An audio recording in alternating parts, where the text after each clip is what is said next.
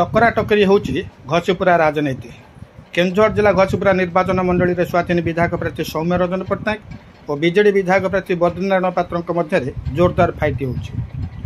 एपरिक बद्री चापरे पड़ स्थानीय पुलिस सौम्य समर्थकों को राति अजिया उठाई नौଥିବା अभियोग होउची। बद्री विदेशी हटाओ नारा नाना हैरान होउचंदी सौम्य।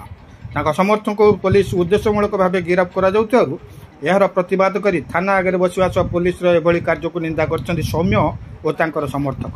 तेज आनंदपुर एसडीपीओ सह आलोचना पर धारणा हटिता बेले एथर निर्वाचन में बद्री पात्र और सौम्य पट्टनायक मध्य जोरदार लड़ई देखुं घसीपुरावासी।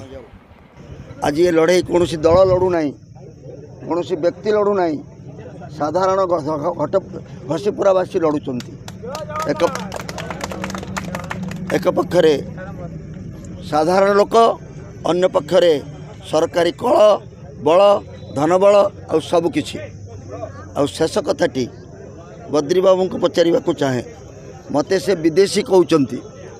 आज जो देशी लोकटी आसुँच विषय रे से भल करी तर्जमा करी देखिए किए विदेशी, सौम्य रंजन पट्टनायक ना कार्तिकेयन पांडियन।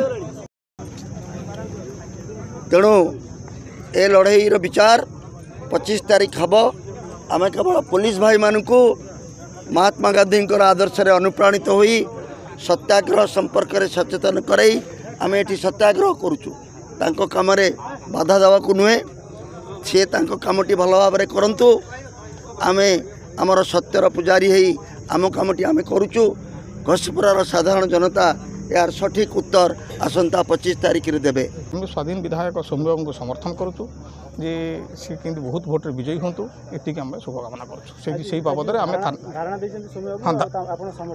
हाँ आम धारणा दूँ समर्थन करके आम आसिक हजार हजार संख्या आसिक थाना द्वारा पहुँचु।